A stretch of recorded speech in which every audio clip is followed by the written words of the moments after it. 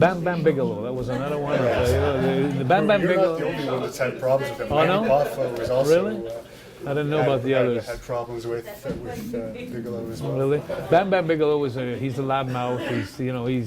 He takes a lot. He takes a lot. Yeah, and he takes a lot of plates. He likes to take advantage of the guys that don't defend themselves. Yes. But he respects the guys that are tough. Yeah. Or the stars, right? Yeah, or the stars. Yeah. So he's in the dressing room and Dink, the clown, the midget. Yes. Which was with Dink and Dink. Who is from Montreal. From Montreal. And he's a friend of mine. I wrestled with him I've been wrestling. He's still in my shows today. Dink is still in my shows today. He's a manager, and it's so funny. He entertains the kids. But anyway, long story short is we have a relationship for about 40 years in the business.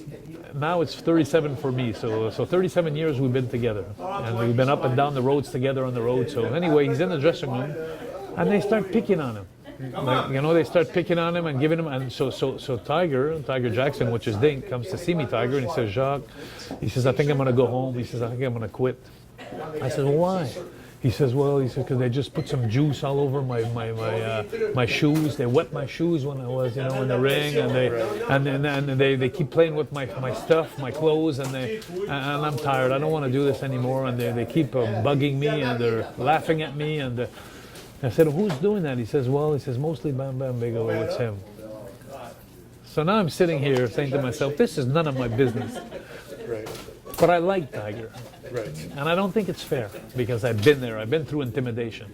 Yeah. So once you've been there, you don't like it to happen around you. It kind of comes and gets you and deep inside of you because you feel sorry, especially for a midget. So I go up one night, I come in the next night, I said, Tiger, let me work it out for you.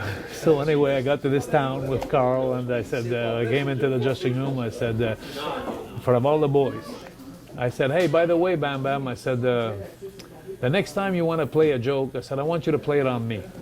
I said, leave Tiger alone. He doesn't need that. Play it on me.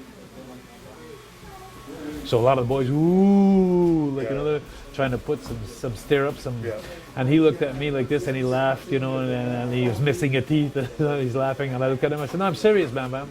I said, next time you feel like playing a joke, play it on me. Right. Quit picking on him. No more trouble. Right. And he didn't beat me up either. So that was fun. So it was like Tiger today, for him, I'm a god. Right. From that day on, he enjoyed his job. Wow. But it's something we don't need in our business. No. Very good. I have to commend you on sticking up for him, because a lot of people wouldn't have done that. Well, I think you would have. Some of us would. I think you would have. Anybody that has a little bit of decency would have.